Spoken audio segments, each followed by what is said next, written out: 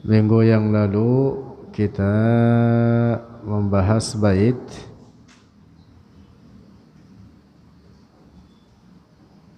arsala rusulahul kirama fina mubashshirina bal wa mudhirina, dari bait-bait Muqtada Asy-Syahadatain karya Al-Imam Abdul Ghani An-Nabulsi rahimahullah. Bait berikutnya, ayyadahum bis-sidqi wal amanah, ayyadahum bis-sidqi wal amanah wal hifzi wal ismati was siyanah. Ayyadahum, telah membela akan mereka para nabi oleh Allah bisidqi, dengan sifat sidiq,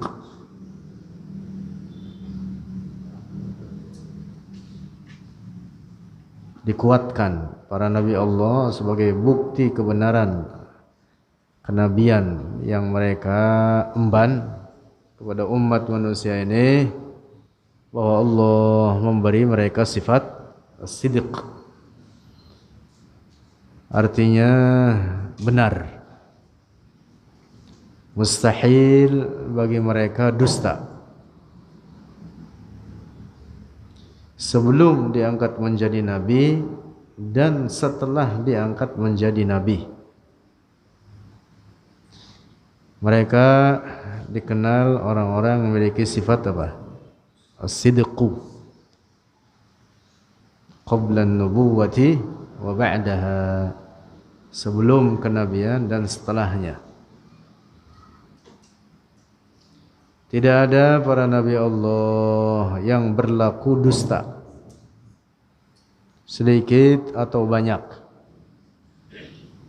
Semua para nabi Allah senantiasa benar dalam ucapan mereka dan dalam apa yang disampaikan kepada umat manusia ini dari Allah. Wal amanah, dan sifat amanah. Ayyadahum bisidqi wal amanah, mustahil atas mereka sifat khianat. Tidak ada para nabi Allah yang berlaku khianat. Sedikit terkait dengan bahwa para nabi mustahil atas mereka sifat dusta, perlu kita ungkapkan beberapa bagian ini karena ada berkembang di WhatsApp, juga di YouTube, tentang Nabi Ibrahim yang oleh mereka atau sebagian orang dikatakan telah berbuat dusta. 3 kali dusta yang beliau lakukan di masa kenabiannya. Na'udzubillah. Itu pendapat rusak, pendapat menyesatkan. Adapun bahwa Nabiullah Ibrahim alaihi salam ketika dalam 3 perkara ini atau dalam 3 peristiwa ini yang oleh mereka dianggap sebagai dusta, yang pertama adalah ketika Nabi Ibrahim menghancurkan berhala-berhala, kemudian disisakan oleh beliau berhala terbesar. Lalu kemudian kapak yang dipakai untuk menghancurkan berhala itu diikat dan kemudian dikalungkan kepada berhala yang paling besar itu.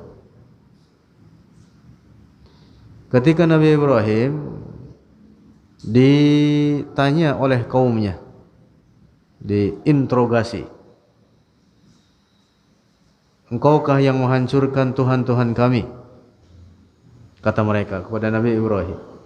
Lalu Nabi Ibrahim berkata seperti yang ceritakan dalam Al-Quran, bal fa'alahu kabiruhum hadha,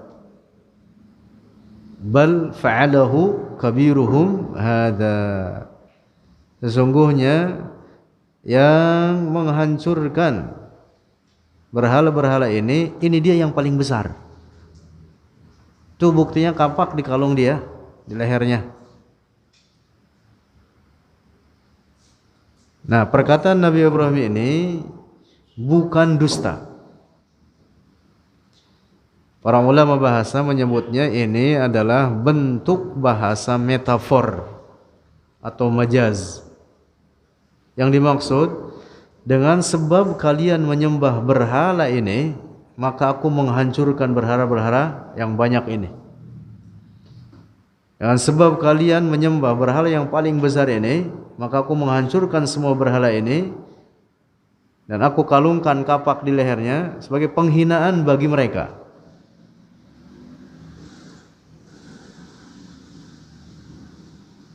Nah, itu yang dimaksud oleh Nabi Ibrahim. Beliau mengatakan bal fa'alahu kabiruhum hadza, tidak hendak berdusta.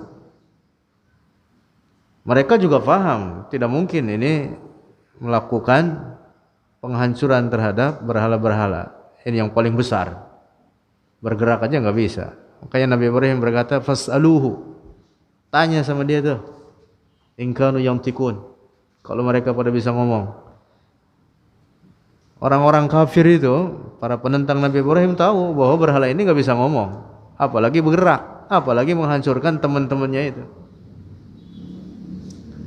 Nah, maka perkataan Nabi Ibrahim ketika mengatakan bal fa'alahu kabiruhum hadza, yang dimaksud apa? Dengan sebab kalian menyembah berhala yang besar ini, maka saya menghancurkan berhala-berhala yang banyak ini, supaya kalian tahu bahwa mereka itu dihinakan. Kapak digantungkan di lehernya, dia nggak bergerak sama sekali.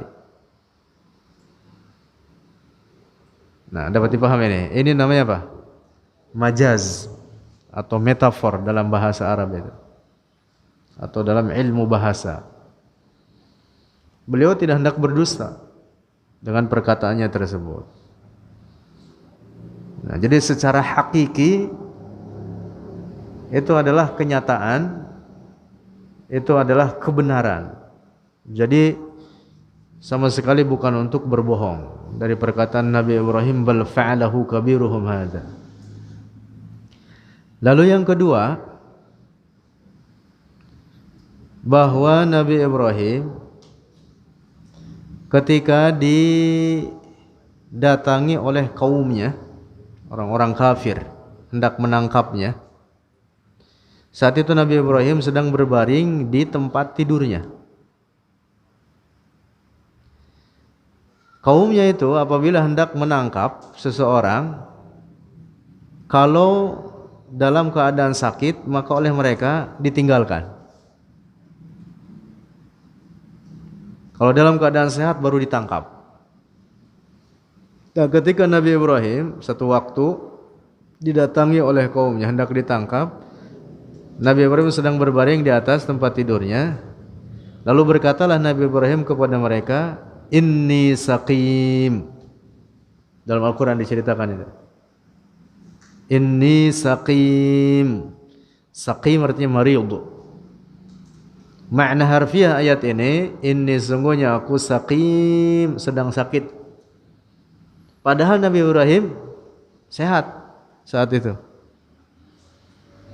Nah, beliau mengatakan inni saqim, tidak hendak berdusta. Nah, beliau mengatakan itu, kata para ulama kita, ai sa'asqamu suqmal maut.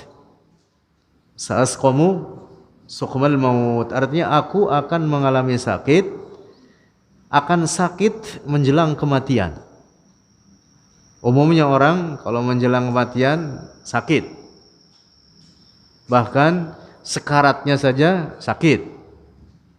Nah, maka ketika Nabi Ibrahim berkata inni saqim, yang dimaksud bukan berdusta bahwa saya sekarang dalam keadaan sakit, tapi yang dimaksud ai sa'asqamu suqmal maut. Dalam ilmu bahasa ini disebut dengan tauriyah. Disebut dengan apa? Tauriyah. Jadi berkata-kata sesuatu yang dia tidak bermaksud berdusta, tetapi si pendengar menyalahi pemahaman yang dimaksud oleh si pembicara. Kalau saya bilang kepada Gojek, ada orang mau ngojek, "Bang, anterin saya sampai Gondrong." Dianterin saya sampai Gondrong. Lah saya bilang kan tadi sampai Gondrong, maksudnya rambut saya biar panjang. Sampai rambut saya gondrong.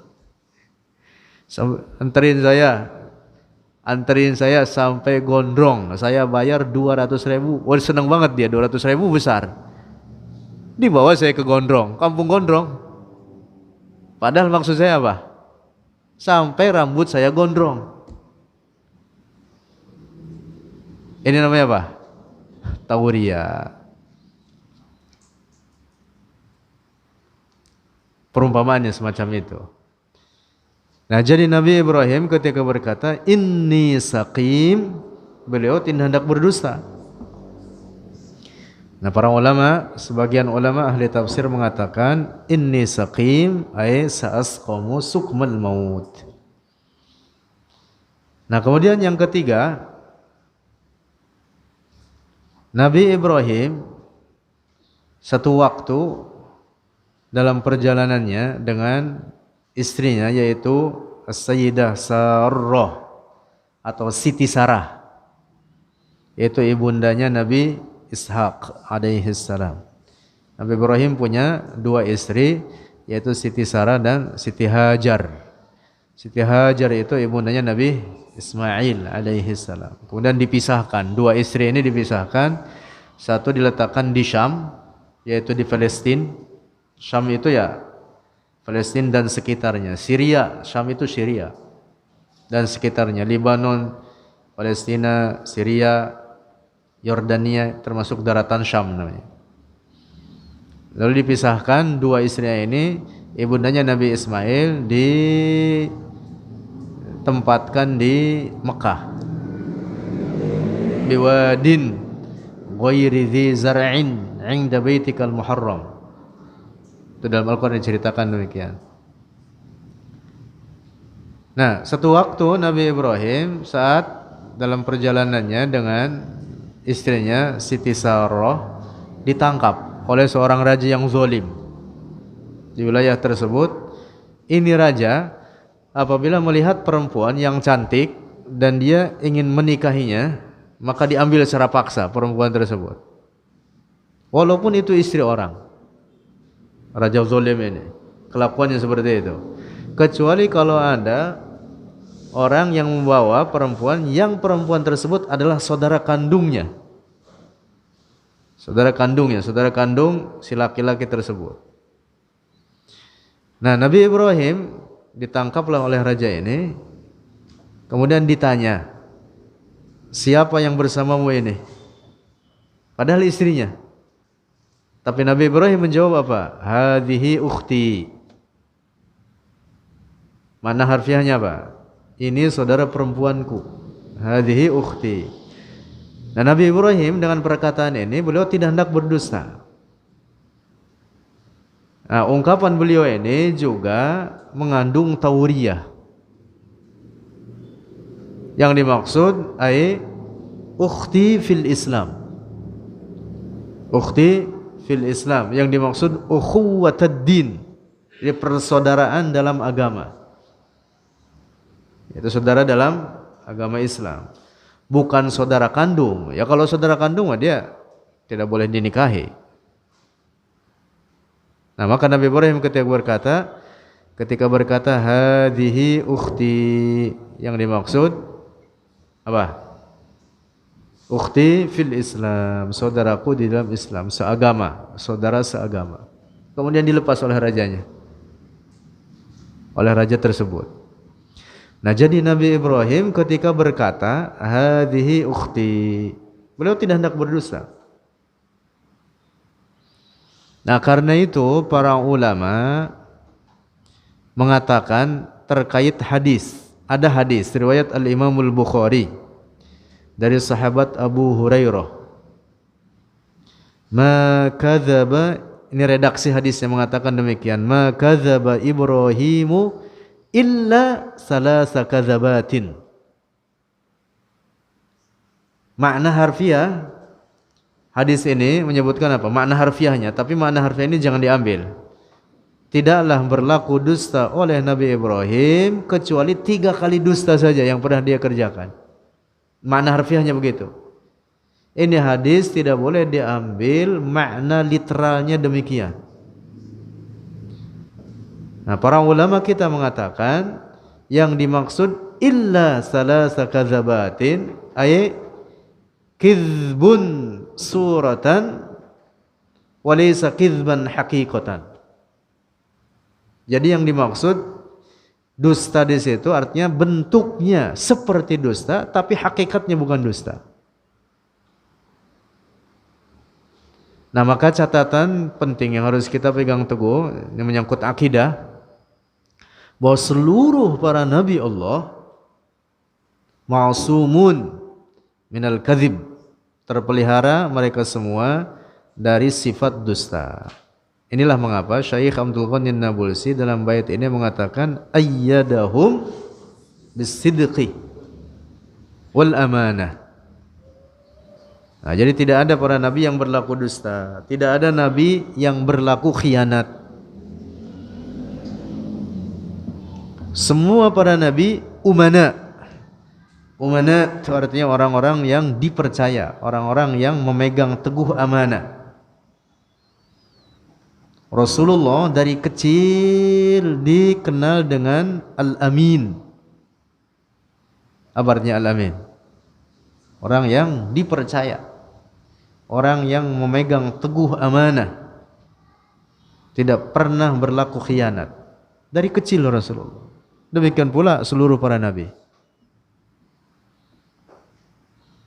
Rasulullah dalam kisahnya atau dalam sejarah hidupnya dikisahkan beliau ketika berdakwah di Mekah, pada awal dakwahnya sangat ditentang oleh orang-orang kafir Mekah. Tapi begitu mereka mengetahui bahwa Rasulullah tidak pernah berdusta, tidak pernah khianat. Pernah dengar cerita atau seringkali kita mendengar cerita ini, Rasulullah mengumpulkan beberapa kabilah.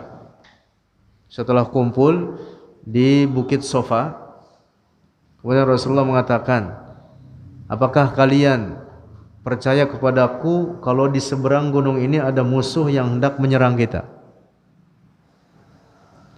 Waktu itu ada gunung dekat Ka'bah, dari arah Bukit Sofa dan Marwah ada gunung namanya Jabal Abi Qubaish. Sekarang udah nggak ada, sekarang jadi Zam-Zam Tower. Sekarang jadi gedung semua, itu dikelilingin Ka'bah, dikelilingin gedung. Ka'bah itu lembah, adanya di lembah, makanya dalam Quran disebut biwadin ghairi dzi zar'in, lembah, jadi dikelilingin oleh gunung. Rasulullah berkata kepada para pemuka dari beberapa kabilah itu, apakah kalian percaya kepada aku seandainya aku katakan bahwa di balik gunung ini ada musuh yang hendak menyerang kita? Mereka mengatakan apa? Kami percaya kepadamu. Ma jarrabnaka bikadzbin, kami tahu engkau tidak pernah berdosa. Lalu kata Rasulullah apa? Kalau demikian, maka saat ini percayalah kepadaku bahwa aku adalah utusan Allah.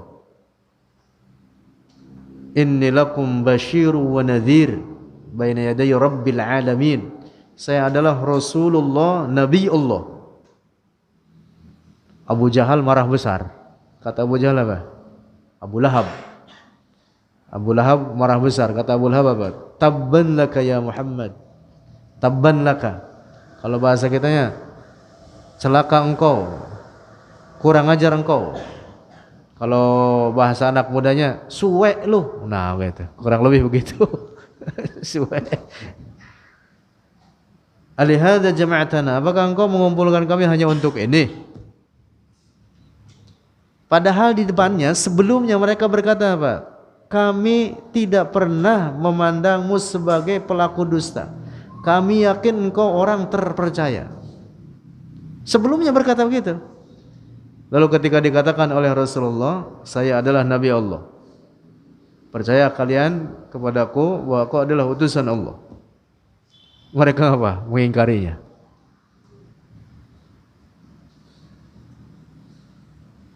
Baru saja mereka mengatakan apa? Ma jarrabnaka bikadzdzin. Kami tahu bahwa kami tidak pernah mengetahui engkau berdusta. Engkau adalah orang yang terpercaya. Bahkan ada kisah lain dan ini unik gitu. Ketika orang-orang kafir Mekah itu mau berdagang, mereka yang sangat memusuhi Rasulullah, bahkan hendak membunuh Rasulullah. Tapi mereka kalau mau keluar berdagang, orang-orang Quraisy itu kerjanya berdagang. Berdagangnya bukan satu hari berangkat lalu sore pulang. Enggak, berdagangnya bisa berbulan-bulan. Makanya hidupnya mereka apa? Rihlah. Itulah mengapa dalam Quran disebutkan li'ila fi Quraisyin ila fihim rihlatash syita'i was-shaif. Jadi hidupnya apa? Berpindah-pindah. Berdagang. Sebagaimana Rasulullah ketika muda berdagang kemana? Ke negeri Syam. Itu tadi ke wilayah Syria dan sekitarnya. Apa yang dilakukan oleh orang-orang kafir Mekah itu? Mereka menitipkan harta bendanya kepada Rasulullah. Padahal Rasulullah sangat dibenci oleh mereka, bahkan hendak dibunuh.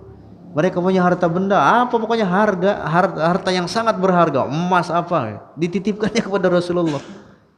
Aneh itu. Mengapa? Karena mereka tahu betul Rasulullah tidak pernah khianat, tidak pernah berdosa. Coba kalau kita itu, dititipin sama Irul, musuh, dititipin barang sama Irul, kata Irul, kesempatan ini, kata begitu. Rasulullah tidak begitu. Masya Allah. Bahkan ketika Rasulullah mau hijrah, uniknya di sini nih, itu harta benda titipan orang-orang kafir Mekah. Ketika Rasulullah mau hijrah, kemudian dititipkan kepada Sayyiduna Ali. Wahai Ali, ini harta si fulan. Sampaikan amanat ini kepada mereka. Padahal itu harta orang yang mau membunuhnya. Masya Allah, Rasulullah hijrah. Nah, makanya Rasulullah dikenal dengan Al-Amin, dan sifat ini berlaku bagi seluruh para nabi Allah qablan nubuwati wa ba'daha, sebelum kenabian dan setelah kenabian. Lanjut. Ayyadahum bisidqi wal amanah wal hifzi, dan terpelihara mereka. Nah, ini luas bahasanya, nanti kita bahas beberapa kisah yang beredar di masyarakat yang itu dusta sebenarnya. Wal ismati, dan terjaga mereka, wasyana, dan dihindarkan mereka dari segala aib dan celah. Para nabi Allah ma'sumun, terpelihara mereka minal kufri. Ini ingat-ingat ini, jadi kaidah ini. Seluruh para nabi Allah terpelihara mereka minal kufri, dari kekufuran, wal kabairi, dan dosa-dosa besar, wasaghairil khissati, dan dosa-dosa kecil yang mengandung kerendahan jiwa, kekeruhan jiwa. Dosanya kecil tapi menunjukkan bahwa pelakunya itu keruh jiwanya. Itu mustahil para nabi melakukan itu.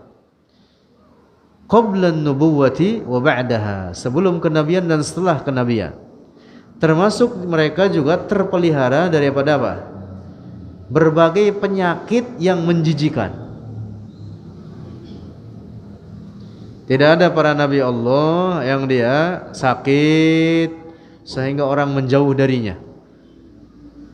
Tidak ada para nabi Allah yang sakit seperti kisah yang berkembang di sebagian masyarakat kita, dan ini kisah dusta, tidak benar, tentang Nabi Ayyub alaihi salam, yang dikatakan oleh cerita dusta ini bahwa beliau badannya penuh borok, sehingga di boroknya itu timbul belatung-belatung. Nauzubillah. Tidak ada nabi seperti itu. Tidak benar kisah Nabi Ayyub yang berkembang di sebagian masyarakat kita ceritakan demikian itu. Cerita yang benar terkait Nabi Ayyub bahwa beliau benar sakit, tapi sakitnya ghairu munaffir, tidak menjijikan dan tidak menghalangi beliau dari dakwah kepada umatnya. Dalam beberapa riwayat hadis sebutkan bahwa beliau sakit selama 18 tahun dan beliau sabar dalam sakitnya itu. Karena sakit para nabi dan umumnya orang-orang soleh adalah meninggikan derajat mereka. Hikmahnya meninggikan derajat mereka. Nah, jadi bukan badannya penuh borok sampai keluar belatungan. Nah, itu cerita tidak benar. Nah, kemudian ada lagi ini kisah yang sebagian orang sering mengungkapkan kisah dusta ini tentang Nabi Ibrahim, yang dikatakan bahwa ketika muda tidak mengenal Allah, kata mereka. Nauzubillah. Ini keyakinan rusak. Catatan penting ini, para nabi Allah dari semenjak kecil tidak ada yang pernah kafir kepada Allah, enggak ada. Semua mereka dipelihara oleh Allah dari kekufuran dari semenjak kecil. Hati-hati jangan sampai mengatakan Nabi Ibrahim ketika muda mencari-cari Tuhannya, hendak mengenal Allah, lantas melihat matahari disangkanya sebagai Tuhan dia, melihat bulan disangka sebagai Tuhan dia. Nauzubillah. Tidak ada kisah demikian itu. Adapun perkataan Nabi Ibrahim dalam suratul An'am, ketika beliau melihat matahari, lalu berkata Nabi Ibrahim, "Hadza Rabbi." Ketika melihat matahari, "Hadza Rabbi." Nah, perkataan beliau "Hadza Rabbi" bukan untuk menetapkan inilah Tuhanku, bukan. Tapi ayat ini menceritakan tentang dialog Nabi Ibrahim dengan kaumnya. Nabi Ibrahim berkata kepada kaumnya, "Hadza Rabbi", yang dimaksud, "Ahadza Rabbi kama taz'umun?" Apakah ini Tuhan saya seperti yang kalian sangka? Artinya ini bukan Tuhan saya. Dapat dipahami nih? Lalu ketika melihat bintang dulu, mula-mula melihat bintang, lalu kemudian melihat bulan, lalu kemudian melihat matahari. Nah, setiap melihat benda-benda langit tersebut, Nabi Ibrahim mengatakan kepada kaumnya, "Hadza Rabbi", bukan untuk menetapkan ini Tuhanku, bukan, sama sekali bukan itu. Nah, tetapi ini bahasa, gaya bahasa semacam ini, kata para ulama bahasa disebut namanya istifham ingkari. Jadi pertanyaan untuk mengingkari. Nabi Ibrahim berkata kepada kaumnya, "Apakah ini Tuhanku seperti yang kalian sangka?" Artinya untuk mengingkari, artinya tidak layak dituhankan. Nah, dapat dipahami ini. Dalam Quran sendiri Allah berfirman, "Walaqad atayna rusydahu min qabl." Nabi Ibrahim itu dari semenjak muda orang mukmin, sebagaimana seluruh para nabi Allah. Tidak ada yang mudanya kafir kepada Allah, tidak ada. Nah, kemudian para nabi juga terpelihara dari dosa-dosa besar. Tadi pertama, dipelihara dari kekufuran, berbagai macam bentuk kufur. Tidak ada para nabi Allah yang berbuat kekufuran. Nah, demikian pula para nabi Allah, semua mereka terpelihara daripada dosa-dosa besar. Apa dosa besar? Banyak, puluhan. Misalkan salah satunya zina. Berzina itu dosa besar. Karena itu tidak ada para nabi Allah melakukan zina, termasuk minum khamr, makan riba misalkan, dan beberapa perkara lainnya. Nabi Yusuf alaihi salam, ingat-ingat ini kisah yang berkembang di sebagian masyarakat, dan ini kisah tidak benar. Jangan sampai disandarkan kepada Nabi Yusuf. Menurut cerita dusta ini dikatakan bahwa Nabi Yusuf punya keinginan berbuat zina. Nauzubillah. Para nabi itu tidak ada yang berbuat zina, bahkan berkeinginan untuk berbuat zina tidak ada. Mereka terpelihara dari itu. Ingat-ingat ini. Jangankan berbuat zinanya, berkeinginan untuk berbuat zina saja tidak ada para nabi Allah. Anda dapat dipaham ini? Adapun ayat Al-Quran dalam surat Yusuf, walaqad hammat bihi wa hamma biha laula ar-ra'a burhana rabbih. Walaqad hammat bihi, makna harfiah ayat ini walaqad hammat bihi, dan benar-benar itu perempuan di sini yang dimaksud Imra'atul Aziz, penguasa Mesir, istri penguasa Mesir saat itu. Laqad hammat bihi, benar-benar dia ingin berbuat zina dengan Nabi Yusuf. Wa hamma biha, hamma itu artinya aroda, berkehendak. Wa hamma, dan berkehendak oleh Nabi Yusuf, biha, dengannya itu perempuan. Nah ini jangan diambil makna harfiahnya. Tidak boleh dikatakan bahwa perempuan tersebut dengan Nabi Yusuf sama-sama memiliki keinginan untuk berbuat zina. Nauzubillah. Apalagi cerita yang lebih parah lagi mengatakan bahwa Nabi Yusuf dan perempuan tersebut sudah sama-sama telanjang. Nauzubillah. Bukan Nabi yang begitu itu, jablay itu. Nauzubillah. Bagaimana seorang nabi perilakunya seperti itu? Nah, makna ayat ini wahamma biha, sebagian ulama tafsir mengatakan wahamma biha ay hamma bidaf'iha. Artinya berkehendak oleh Nabi Yusuf bidaf'iha, untuk menolak itu perempuan atau mendorong itu perempuan dari arah depannya. Laula an ra'a burhana rabbi, jika seandainya Nabi Yusuf tidak melihat petunjuk dari Tuhannya. Tapi karena melihat petunjuk dari Tuhannya, maka Nabi Yusuf tidak melakukan itu. Tidak jadi mendorong dari arah depannya. Sebab mengapa? Sebab kalau umpama didorong dari arah depannya, kemudian terjadi apa-apa dengan pakaian atau baju itu perempuan, atau baju Nabi Yusuf sendiri, yang disalahkan siapa? Nabi Yusuf. Nah, jadi wahamma biha di sini menurut sebagian ahli tafsir ay hamma bidaf'iha, berkehendak oleh Nabi Yusuf untuk menolaknya dari arah depan, mendorongnya dari arah depan, tapi tidak jadi. Maka kemudian Nabi Yusuf larilah ke arah pintu. Lari ke arah pintu. Tiba-tiba itu perempuan menarik baju Nabi Yusuf dari arah belakangnya. Belakangnya Nabi Yusuf, bajunya sampai robek. Ganas juga itu rupanya. Itu perempuan. Iya, keduanya lari itu ke pintu. Ceritakan dalam surat Yusuf, fastabaqul bab. Keduanya apa? Lari. Berlari musabaqah. Fastabaqah itu artinya apa? Iya. Berlomba keduanya lari ke arah pintu. Faqaddat qamisahu min duburin. Kemudian itu perempuan menarik baju Nabi Yusuf dari arah belakangnya.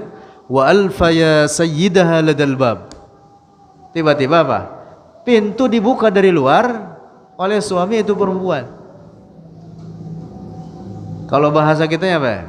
Ketangkap basah. Ketangkap basah atau ketangkap kering itu? Ketangkap basah.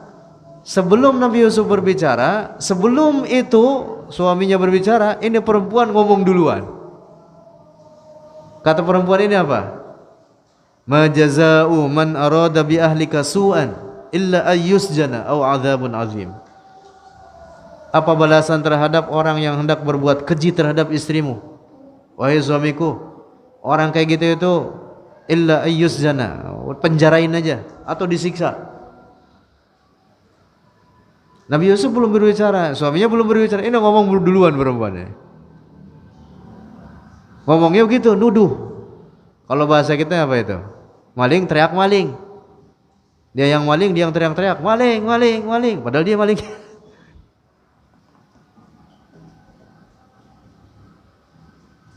Walaupun kemudian jelas, nyata dalam Quran sendiri kemudian diceritakan bahwa Nabi Yusuf sedikit pun tidak punya keinginan berbuat zina, terbebas dari tuduhan perempuan tersebut.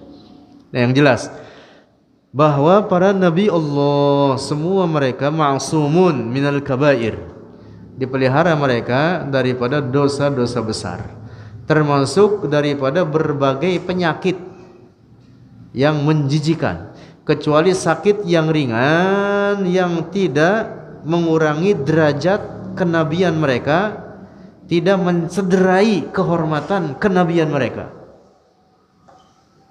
Wajaizun fi haqqihim min aradi bi ghairi naqsin ka khafifil maradi. Wajaizun, boleh terjadi pada para nabi min aradi, daripada sifat-sifat kemanusiaan pada umumnya, daripada perkara yang tidak mengurangi derajat kenabian mereka. Seperti apa? Ya makan, minum, termasuk menikah. Nah, termasuk sakit. Tapi sakit apa? Khafifil marad, sakit yang ringan. Misalkan sakit kepala, Rasulullah sakit kepala, panas. Rasulullah mengalami sakit semacam itu. Jadi sakit yang ringan. Adapun sakit yang parah, misalkan sakit mati gara-gara corona, enggak ada itu para nabi begitu. Sakit karena apa misalkan? Sakit penyakitnya penyakit apa? Ya, penyakit yang parah tidak ada para nabi. Jangankan penyakit yang parah, penyakit yang ringan tapi dapat mengurangi derajat kenabian mereka mustahil terjadi pada mereka, walaupun ringan. Tapi kalau itu mencederai derajat kenabian mereka, itu tidak terjadi pada mereka. Enggak ada nabi yang misalkan badannya penuh gudigan, panungan aja nggak ada. Panungan nggak ada. Nggak ada nabi yang kepalanya botak. Nggak ada. Para nabi itu indah perawakannya, indah wajahnya, indah rambutnya. Nggak ada nabi yang misalkan matanya buta. Matanya buta, hilang matanya. Nggak ada para nabi seperti itu. Nabi Ya'qub alaihi salam, Nabi Ya'qub, ayahandanya Nabi Yusuf alaihi salam, bahwa beliau buta tetapi tidak rusak pada anggota matanya, dan itu pun kemudian dikembalikan seperti semula. Artinya tidak permanen dalam kebutaannya itu. Jadi tidak ada para nabi. Para nabi itu seluruh mereka adalah orang-orang yang baik pada fisiknya, baik pada suaranya. Kata anak muda sekarang mah good looking. Nah, apa itu good looking? Hah? Enak dilihat, enak dipandang. Orangnya tampan. Para nabi itu orang-orang yang dalam fisiknya adalah orang-orang yang telah mencapai kesempurnaan. Nah, ini sedikit pembahasan terkait dengan ismatul anbiya. Ismatuhum kasairil malaika wajibatun wa fadlul malaika. Jadi para nabi itu maksum, terpelihara sebagaimana terpeliharanya para malaikat. Para malaikat enggak ada yang berbuat dosa. Para nabi persis seperti itu, bahkan para nabi derajatnya lebih tinggi dibanding para malaikat. Wa fadlul malaika, mereka lebih utama daripada para malaikat. Wallahu a'lam bishawab.